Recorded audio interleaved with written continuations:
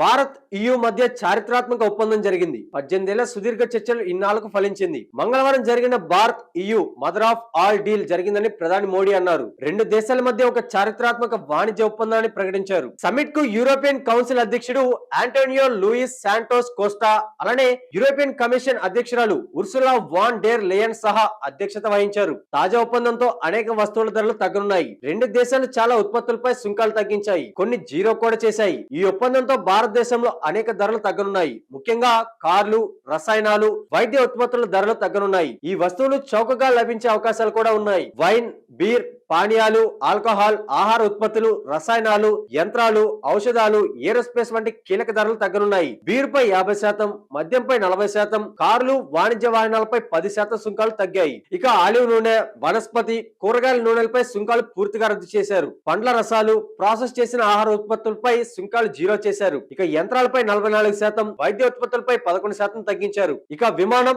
అంతరిక్ష నౌకలపై జీరో సుంకాన్ని విధించారు. ఈ సుంకాల తగ్గింపుతో కొత్త వ్యాపారాలు, ఉద్యోగ అవకాశాలు లభించే అవకాశాలు కూడా ఉన్నాయి.